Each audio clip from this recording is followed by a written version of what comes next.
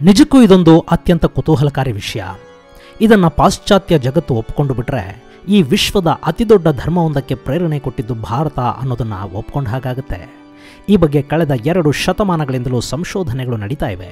ಸಾಕಷ್ಟು ವಿದ್ವಾಂಸರು ಇದನ್ನು ತಮ್ಮ ಕೃತಿಗಳಲ್ಲಿ ದಾಖಲಿಸಿದ್ದಾರೆ. ಆದರೂ ಸಮಗ್ರ ಹಾಗೂ ಅಧಿಕೃತ ಸಂಶೋಧನೆಯೊಂದು ಹಾಗೆ ಬಾಕಿ ಉಳಿದುಬಿಟ್ಟಿದೆ.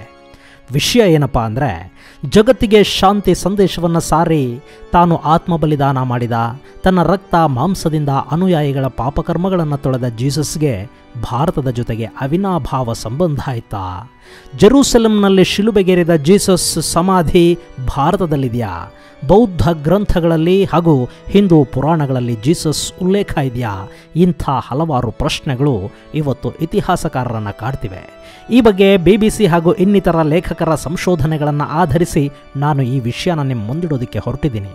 ಅದಕ್ಕೂ ಮೊದಲು ಇಂಥ ಆಸಕ್ತಿದಾಯಕ ವಿಷಯಗಳ ಬಗ್ಗೆ ನಿಮಗೆ ಕುತೂಹಲ ಇದ್ದರೆ ಮೀಡಿಯಾ ಮಾಸ್ಟರ್ಸ್ ಚಾನಲ್ಗೆ ಸಬ್ಸ್ಕ್ರೈಬ್ ಮಾಡಿ. ನಿಮ್ಮ ಮೊಬೈಲ್ಗೆ ವಿಡಿಯೋ ಅಲರ್ಟನ್ನು ಪಡೆಯೋದಕ್ಕಾಗಿ ಕೆಳಗಿನ ಬೆಲ್ ಐಕಾನ್ ಕ್ಲಿಕ್ ಮಾಡೋದಕ್ಕೆ ಮರಿಬೇಡಿ.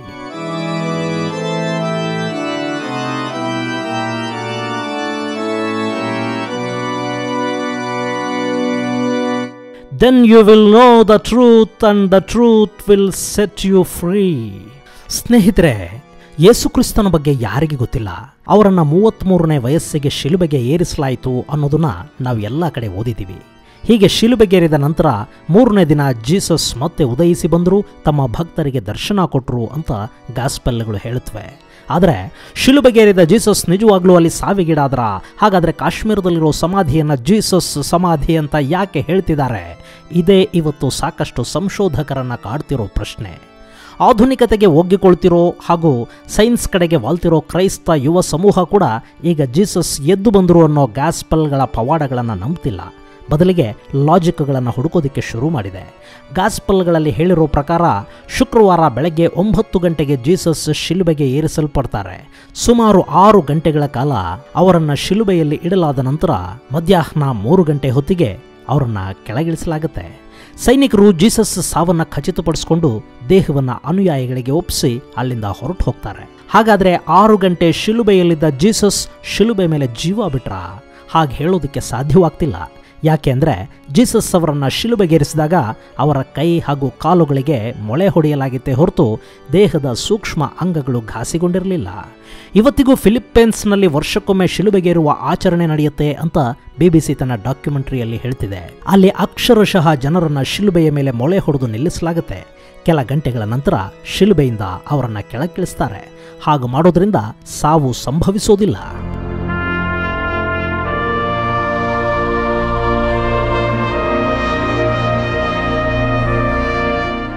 ಸಾಮಾನ್ಯ ಮನುಷ್ಯನೇ ಶಿಲುಬೆಗೇರೋದ್ರಿಂದ ಸಾವಿಗೀಡಾಗೋದಿಲ್ಲ ಅಂದಮೇಲೆ ಜೀಸಸ್ ಥರದ ಸಾಧಕರು ಶಿಲುಬೆಯ ಮೇಲೆ ಸಾವಿಗೀಡಾಗ್ತಾರಾ ಅನ್ನೋ ಪ್ರಶ್ನೆ ಉದ್ಭವವಾಗುತ್ತೆ. ಅಲ್ಲಿ ನಿತ್ರಾಣರಾಗಿ ಅರೆಜೀವವಾಗಿದ್ದ ಜೀಸಸ್ ಅವರನ್ನ ಶಿಲುಬೆಯಿಂದ ಕೆಳಗಿಳಿಸಿದ ನಂತರ ಅವರ ಅನುಯಾಯಿಗಳು ಜೆರೂಸಲೆಂ ಹೊರವಲಯದ ಗುಹೆಯೊಂದಕ್ಕೆ ಹೊತ್ತೊಯ್ತಾರೆ. ಅಲ್ಲಿ ಆರೈಕೆಯ ನಂತರ ಜೀಸಸ್ ಚೇತರಿಸಿಕೊಂಡಿರಬಹುದು.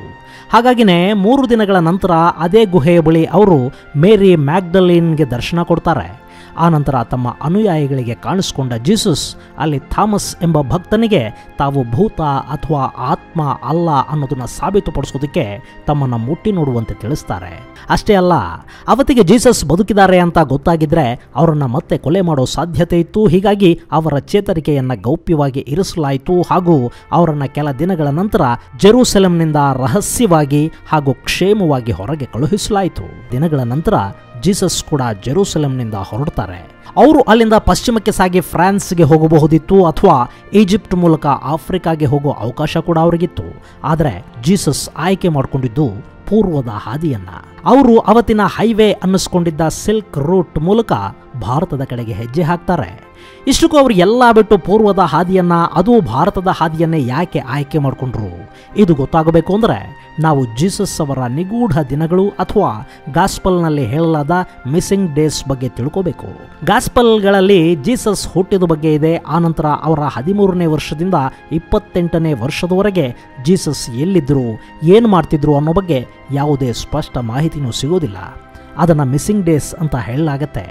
ಆ ಅವಧಿಯಲ್ಲಿ ಜೀಸಸ್ ಎಲ್ಲಿದ್ದರು ಆ ಬಗ್ಗೆ ಬೆಳಕು ಚೆಲ್ಲೋದು 19ನೇ ಶತಮಾನದ ರಷ್ಯನ್ ಲೇಖಕ ನಿಕೋಲಾಸ್ ನೋಟಾವಿಚ್ ಬರೆದಿರೋ the unknown life of Jesus Christ ಅನ್ನೋ ಪುಸ್ತಕ. ಗಾಸ್ಪಲ್ ಹಾಗೂ ಬೈಬಲ್ಗಳಲ್ಲಿ ಕಳೆದು ಹೋದ ದಿನಗಳ ಬಗ್ಗೆ ಬರೆಯೋ ನಿಕೋಲಸ್ ಅದನ್ನು ಹುಡುಕೊಂಡು ಟಿಬೆಟ್ಗೆ ಬರ್ತಾನೆ. ಅಲ್ಲಿನ ಹ್ಯಾಮಿಸ್ ಮೊನಾಸ್ಟ್ರಿ ಅನ್ನೋ ಬೌದ್ಧಾರಾಮವೊಂದರಲ್ಲಿ ಹಲವಾರು ಪುರಾತನ ಗ್ರಂಥಗಳನ್ನು ಪರಿಶೀಲಿಸ್ತಾನೆ. ಆ ಪೈಕಿ ಪಾಲಿ ಭಾಷೆಯ ತಾಳಪತ್ರ ಗ್ರಂಥವೊಂದರ ಅನುವಾದವನ್ನು ತನ್ನ ಪುಸ್ತಕದಲ್ಲಿ ದಾಖಲಿಸ್ತಾನೆ. ಬೆತ್ಲೆಹೆಮ್ನಲ್ಲಿ ಮರಿಯಂ ಹಾಗೂ ಜೋಸೆಫ್ ಮಗನಾಗಿ ಹುಟ್ಟುವ ಯೇಶುವ ಬಾಲಕನಾಗಿದ್ದಾಗಲೇ ಅವತ್ತಿನ ಆಚರಣೆಗಳು ಹಾಗೂ ಧರ್ಮಗ್ರಂಥಗಳ ಬಗ್ಗೆ ಸಾಕಷ್ಟು ಪ್ರಶ್ನೆಗಳನ್ನು ಕೇಳ್ತಿದ್ದ ಹಾಗೂ ತನ್ನದೇ ವ್ಯಾಖ್ಯಾನವನ್ನು ಮಾಡ್ತಿದ್ದ. ಈ ಬಾಲಕನ ಪ್ರತಿಭೆ ಅಲ್ಲಿ ಸಾಕಷ್ಟು ಜನರನ್ನು ಆಕರ್ಷಿಸಿತ್ತು. ಈ ಮಧ್ಯೆ ಯೇಶುವ ತನ್ನ 13ನೇ ವಯಸ್ಸಲ್ಲಿ ಮನೆ ಬಿಟ್ಟು ಹೊರಟು ಬರ್ತಾನೆ. ಹಾಗೆ ಹೊರಟವನು ಸಿಲ್ಕ್ ರೂಟ್ ಮೂಲಕ ಭಾರತಕ್ಕೆ ಕಾಲಿಡ್ತಾನೆ. ಯೇಶುವ ಮೊದಲು ಬಂದಿದ್ದು ಪಂಜಾಬನ್ನು ದಾಟಿ ರಾಜಸ್ಥಾನದ ರಜಪುಠಾಣಾಗೆ. ಅಲ್ಲಿ ಕೆಲ ಕಾಲ ಜೈನ ಸಾಧಕರೊಂದಿಗೆ ಕಳೀತಾನೆ. ಅಲ್ಲಿಂದ ಜಗನ್ನಾಥಪುರಿಗೆ ಬರ್ತಾನೆ.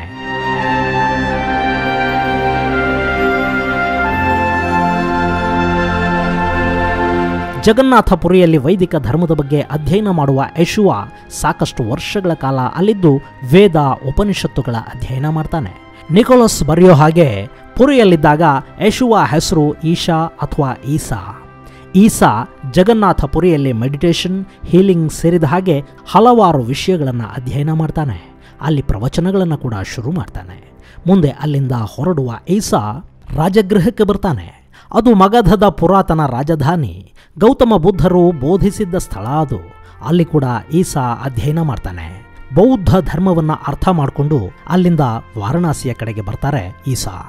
ಅಲ್ಲಿ ಕೆಲಕಾಲ ಇದ್ದು ಅಲ್ಲಿ ಗುರು ಉದ್ರಾಕ ಎಂಬುವರ ಮಾರ್ಗದರ್ಶನದಲ್ಲಿ ವೇದಾಂತಗಳು ಹಾಗೂ ಸನಾತನ ಧರ್ಮ ಗ್ರಂಥಗಳ ಅಧ್ಯಯನ ಮಾಡ್ತಾರೆ. ಆನಂತರ ಅಲ್ಲಿಂದ ಹೊರಟ ಈಸಾ ಲದಾಖ್, ನೇಪಾಲ್, ಟಿಬೆಟ್ಗಳಿಗೆ ಬರ್ತಾರೆ ಅಂತ ಹೇಳಲಾಗಿದೆ. ಹಿಮಾಲಯದ ತಪ್ಪಲಿನ ಬೌದ್ಧಾಲಯಗಳಲ್ಲಿ ಬೌದ್ಧ ಧರ್ಮವನ್ನು ಅಧ್ಯಯನ ಮಾಡುವ ಜೀಸಸ್ ಅಲ್ಲಿಂದ ಮತ್ತೆ ಇಸ್ರೇಲ್ಗೆ ಹೋಗ್ತಾರೆ. ಆನಂತರ ಅವರು ತಮ್ಮದೇ ಆದ ಬೋಧನೆಗಳನ್ನು ಶುರು ಮಾಡ್ತಾರೆ. ಜೀಸಸ್ ಬೋಧನೆಗಳಲ್ಲಿ ಬೌದ್ಧ ಹಾಗೂ ಸನಾತನ ಧರ್ಮದ ಸಾಕಷ್ಟು ಅಂಶಗಳನ್ನು ಕಾಣೋದಕ್ಕೆ ಸಾಧ್ಯವಾಗ್ತಿರೋದೇ ಈ ಕಾರಣದಿಂದ ಅಂತ ಹೇಳಲಾಗುತ್ತೆ. ಶಾಂತಿ, ಸಹಬಾಳ್ವೆ, ಭ್ರಾತೃತ್ವ, ಸತ್ಯ, ಸನ್ಮಾರ್ಗ, ಕರುಣೆ, ಅಹಿಂಸೆ ಇವೆಲ್ಲವೂ ಭಾರತದ ನೆಲದಿಂದ ಈಸಾಗೆ ಸಿಕ್ಕ ಬೋಧನೆ ಹಾಗೂ ಅನುಭವ ಫಲಗಳಿರಬಹುದು ಅಂತ ಸಾಕಷ್ಟು ಪಾಶ್ಚಿಮಾತ್ಯ ಲೇಖಕರು ಅಭಿಪ್ರಾಯಪಡ್ತಾರೆ. ಹಾಗೆ ಇಸ್ರೇಲ್ಗೆ ವಾಪಸ್ ಹೋದ ಕೆಲ ವರ್ಷಗಳ ನಂತರ ಅವರನ್ನು ಶಿಲುಬೆಗೇರಿಸಲಾಗುತ್ತೆ.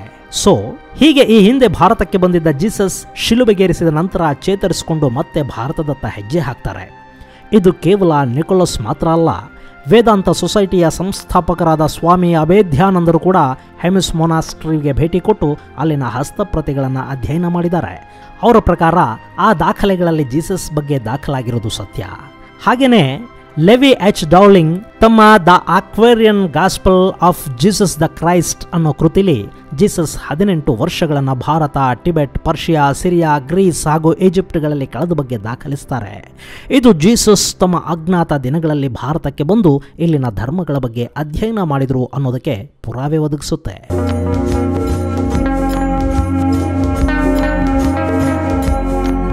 ಇನ್ನು ಜೀಸಸ್ ತಮ್ಮ ಅಂತಿಮ ದಿನಗಳನ್ನು ಕೂಡ ಭಾರತದಲ್ಲೇ ಕಳೆದರು ಅಂತ ಹೇಳೋದಕ್ಕೆ ಕೂಡ ಸಾಕಷ್ಟು ಸಾಕ್ಷ್ಯ, ಆಧಾರಗಳು ಲಭ್ಯವಿವೆ. ಅಹ್ಮದೀಯ ಪಂಥದ ಸ್ಥಾಪಕ ಮಿರ್ಜಾ ಗುಲಾಮ್ ಅಹ್ಮದ್ ಬರೆದಿರೋ ಜೀಸಸ್ ಇನ್ ಇಂಡಿಯಾ ಅನ್ನೋ ಕೃತಿಲಿ ಜೀಸಸ್ ತಮ್ಮ ಅಂತಿಮ ದಿನಗಳನ್ನು ಕಾಶ್ಮೀರದಲ್ಲಿ ಕಳೆದರು ಅಂತ ದಾಖಲಾಗಿದೆ.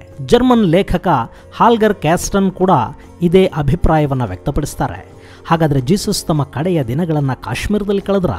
ಯಾಕೆ ಅಂದರೆ ಶಿಲುಬೆಯಿಂದ ಇಳಿದು ಚೇತರಿಸಿಕೊಂಡ ಜೀಸಸ್ ಡಮಾಸ್ಕಸ್ನಲ್ಲಿ ಅಂತಿಮ ದರ್ಶನ ಕೊಟ್ಟ ನಂತರ ಭಾರತದ ಕಡೆಗೆ ಬರ್ತಾರೆ. ಹಾಗೆ ಬಂದವರು ಆಫ್ಘನಿಸ್ತಾನದ ಮೂಲಕ ಇವತ್ತಿನ ಪಾಕಿಸ್ತಾನಕ್ಕೆ ಕಾಲಿಟ್ಟು ಅಲ್ಲಿಂದ ಕಾಶ್ಮೀರಕ್ಕೆ ಬರ್ತಾರೆ. ಅವರು ಕಾಶ್ಮೀರದಲ್ಲಿದ್ದಾಗ ಶಾಲಿವಾಹನ ಅರಸನಿಗೆ ಕಾಣಿಸ್ಕೊಂಡ್ರು ಅನ್ನೋ ಬಗ್ಗೆ ಭವಿಷ್ಯ ಮಹಾಪುರಾಣ ಹೇಳುತ್ತೆ. 18 ಪುರಾಣಗಳ ಪೈಕಿ ಒಂದು ಅನ್ನಿಸ್ಕೊಂಡಿರೋ ಭವಿಷ್ಯ ಮಹಾಪುರಾಣದಲ್ಲಿ ಶಾಲಿವಾಹನ ಅರಸ ಕಾಶ್ಮೀರದಲ್ಲಿ ದಿವ್ಯ ಪುರುಷರೊಬ್ಬರನ್ನ ಕಂಡು ನೀವು ಯಾರು ಅಂತ ಕೇಳ್ತಾನೆ. ಆಗ ಅವರು ತಮ್ಮ ಹೆಸರನ್ನ ಈಸಾ ಮಸೀಹ ಅಂತ ಹೇಳ್ಕೊಂಡ್ರಂತೆ. ಈಸಾ ಪುತ್ರಂ ಮಾಂ ವಿಧಿ ಕುಮಾರಿ ಗರ್ಭಸಂಭವಂ ಮ್ಲೇಚ್ಛ ಧರ್ಮಸ್ಯ ವಕ್ತಾರಂ ಸತ್ಯವ್ರತ ಪರಾಯಣಂ ಶ್ರುತೋ ವಾಚಾ ಮಹಾರಾಜ ಪ್ರಾಪ್ತೆ ಸತ್ಯಸ್ಯ ಸಮಾಕ್ಷಯೇ ನಿರ್ಮರ್ಯಾದ ಮ್ಲೇಚ್ಛ ದೇಶೇ ಮಸೀಹೋ ಹಂ ಸಮಾಗತೆ. ಹೀಗೆ ರಾಜ ಹಾಗೂ ಜೀಸಸ್ ನಡುವಿನ ಸಂಭಾಷಣೆಯ ವಿವರ ಇದೆ. ಇಷ್ಟೇ ಅಲ್ಲ, ಕಾಶ್ಮೀರದಲ್ಲಿ ಈಸಾ ಮಸೀಹ ಅಥವಾ ಜೀಸಸ್ ಯೂಸಾ ಆಸಫ್ ಅಂತಲೂ ಕರೆಯಲ್ಪಟ್ಟಿದ್ದಾರೆ. ಈ ಬಗ್ಗೆ ಚೀನಿ ಗ್ರಂಥ ಗ್ಲಾಸ್ ಮಿರರ್ ಹೇಳುತ್ತೆ. ಯೂಸಾ ಆಸಫ್ ಅಂದರೆ ಗುಣಪಡಿಸುವವನು ಅಂತ ಅರ್ಥ. ಕಾಶ್ಮೀರದ ಅವತ್ತಿನ ಅರಸ ರಾಜ ಗೋಪಾನಂದನ ಜೊತೆ ಯೂಸಾ ಆಸಫ್ಗೆ ಅತ್ಯುತ್ತಮ ಸಂಬಂಧ ಇತ್ತು. ಕಾಶ್ಮೀರದ ಶ್ರೀನಗರದಲ್ಲಿ ಕ್ರಿಸ್ತಪೂರ್ವ 2ನೇ ಶತಮಾನದಲ್ಲಿ ನಿರ್ಮಾಣಗೊಂಡಿದ್ದ ಶಿವಾಲಯವನ್ನು ಜೀರ್ಣೋದ್ಧಾರ ಮಾಡುವಾಗ ಈ ಯೂಸಾ ಆಸಫ್ ಸಲಹೆಯನ್ನು ಪಡ್ಕೊಂಡಿದ್ದಂತೆ ರಾಜ ಗೋಪಾನಂದ. ಈ ದೇವಾಲಯದ ಗೋಡೆಗಳನ್ನು ಈಗ ನವೀಕರಿಸಲಾಗಿದೆ. ಈ ಹಿಂದೆ ಗೋಡೆಗಳ ಮೇಲೆ ಇದರ ಉಲ್ಲೇಖ ಇತ್ತು ಅಂತ ಆರ್ಕಿಯಾಲಜಿ ಇಲಾಖೆಯ ದಾಖಲೆಗಳು ಹೇಳುತ್ತವೆ. ಇನ್ನು ಶ್ರೀನಗರದಲ್ಲೇ ತಮ್ಮ 80ನೇ ವಯಸ್ಸಿನವರೆಗೆ ಜೀವಿಸಿದ್ದ ಜೀಸಸ್ ಈಸಾ ಅಥವಾ ಯೂಸಾ ಆಸಫ್ 80ನೇ ವಯಸ್ಸಲ್ಲಿ ದೇಹಾಂತ್ಯಗೊಳಿಸಿದರು. ಅವರನ್ನು ಅದೇ ಕಾಶ್ಮೀರದಲ್ಲಿ ಸಮಾಧಿ ಮಾಡಲಾಯಿತು. ಇವತ್ತು ಶ್ರೀನಗರದಲ್ಲಿ ಯೂಸಾ ಆಸಫ್ ಸಮಾಧಿ ನಮಗೆ ಕಾಣಸಿಗುತ್ತೆ. ಯಹೂದಿ ಸಂಪ್ರದಾಯದಂತೆ ಪೂರ್ವ ಪಶ್ಚಿಮಕ್ಕೆ ಯೂಸಾ ಆಸಫ್ರನ್ನು ಸಮಾಧಿ ಮಾಡಲಾಗಿದೆ. ಅಲ್ಲಿ ಪಾದದ ಗುರುತನ್ನು ಕೂಡ ಇರಿಸಲಾಗಿದೆ. ಹೀಗೆ ಪಾದ ಇಡೋದು ಇಸ್ಲಾಂ ಸಂಪ್ರದಾಯವಲ್ಲ. ಸೊ ಇದು ಮುಸ್ಲಿಂ ಸಂತನ ಸಮಾಧಿಯಂತೂ ಖಂಡಿತ ಅಲ್ಲ. ಹಾಗಾದರೆ ಯೂಸಾ ಆಸಫ್, ಜೀಸಸ್ ಕ್ರೈಸ್ಟ್ ಎರಡೂ ಒಂದೇ ಆಗಿರಬೇಕಲ್ವಾ? ಇನ್ನು ಬೌದ್ಧ ಧರ್ಮವನ್ನು ಸ್ವೀಕರಿಸಿದ್ದ ಕುಶಾಣರ ಅರಸ ಕನಿಷ್ಕ ತನ್ನ ನಾಣ್ಯಗಳಲ್ಲಿ ಬುದ್ಧ ಹಾಗೂ ಈಸಾನ ಚಿತ್ರಗಳನ್ನು ಮುದ್ರಿಸಿರೋದು ಕೂಡ ಇಲ್ಲಿ ಈಸಾ ಅಥವಾ ಜೀಸಸ್ ಇದ್ದ ಬಗ್ಗೆ, ಅವರು ಬೌದ್ಧ ಧರ್ಮದಿಂದ ಪ್ರಭಾವಿತರಾದ ಬಗ್ಗೆ ನಮಗೆ ಸಾಕ್ಷ್ಯಗಳನ್ನು ಒದಗಿಸುತ್ತೆ. ಇವತ್ತಿಗೂ ಇಲ್ಲಿನ ಯೂಸಾ ಆಸಫ್ ಸಮಾಧಿಗೆ ಸಾಕಷ್ಟು ಪ್ರವಾಸಿಗಳು ಬರ್ತಾರೆ. ಇಲ್ಲಿನ ಸಮಾಧಿಯ ದರ್ಶನ ಮಾಡ್ಕೊಳ್ತಾರೆ. ಆದರೆ ಕಾಶ್ಮೀರದಲ್ಲಿರೋ ಯೂಸಾ ಆಸಫ್ ಇಡೀ ಜಗತ್ತಿಗೆ ಶಾಂತಿಯ ಸಂದೇಶವನ್ನು ಸಾರಿದ ಜೀಸಸ್ ಇಬ್ಬರು ಒಂದೇನಾ? ಕ್ರೈಸ್ತ ಮಿಷನರಿಗಳು ಇದನ್ನು ಒಪ್ಕೊಳ್ಳೋದಿಲ್ಲ. ಅವರ ಪ್ರಕಾರ ಜೀಸಸ್ ಶಿಲುಬೆಗೇರಿ ಮರಣ ಹೊಂದಿದ 3ನೆಯ ದಿನ ಪುನರುತ್ಥಾನಗೊಂಡರು ಅನ್ನೋದನ್ನ ನಂಬದೆ ಅವರು ಕಾಶ್ಮೀರದಲ್ಲಿ, ಭಾರತದಲ್ಲಿ ಅಥವಾ ಬೇರೆನ್ನೆಲ್ಲೋ ಜೀವಂತವಾಗಿದ್ರು ಅಂತ ನಂಬಿದ್ರೆ ಪವಾಡಗಳು ಸುಳ್ಳಾಗುತ್ತವೆ. ಅತಿ ದೊಡ್ಡ ಧರ್ಮವೊಂದು ಭಾರತದಿಂದ ಪ್ರಭಾವಿತಗೊಳ್ತು ಅಂತ ಒಪ್ಕೊಳ್ಳೋದಕ್ಕೆ ಅವರಿಂದ ಸಾಧ್ಯವಾಗದೇ ಇರೋದಕ್ಕೆ ಇಂಥ ಸಾಕಷ್ಟು ಕಾರಣಗಳಿರಬಹುದು. ಆದರೆ ಈ ಬಗ್ಗೆ ಸಮಗ್ರ ಹಾಗೂ ವೈಜ್ಞಾನಿಕ ಸಂಶೋಧನೆಗಳು ನಡೀಬೇಕಿದೆ. ಈಗಿನ ವಿಜ್ಞಾನಕ್ಕದೇನು ದೊಡ್ಡ ವಿಷಯ ಅಲ್ಲ. DNA ಪರೀಕ್ಷೆ ನಡೆಸಿದರೆ ಸಮಾಧಿ ಯಾರದ್ದು ಅನ್ನೋದು ಗೊತ್ತಾಗಿ ಹೋಗುತ್ತೆ. ಆದರೆ ಅದನ್ನು ಮಾಡೋದು ಯಾರು? ಇನ್ನು ಈ ಸಮಾಧಿ, ಇದನ್ನು ನಿಜಕ್ಕೂ ಜೋಪಾನ ಮಾಡಬೇಕಿದೆ. ಮುಂದೆ ಇದು ಜೀಸಸ್ ಸಮಾಧಿನೇ ಅಂತ ಪ್ರೂವ್ ಆದರೆ ಭಾರತದ ಆಧ್ಯಾತ್ಮ ಶಕ್ತಿ ಎಂಥದ್ದು ಅನ್ನೋದು ಜಗತ್ತಿಗೆ ಸಾರುವ ಪುರಾವೆಯಾಗುತ್ತೆ ಈ ಸಮಾಧಿ. ಏನಂತೀರಿ?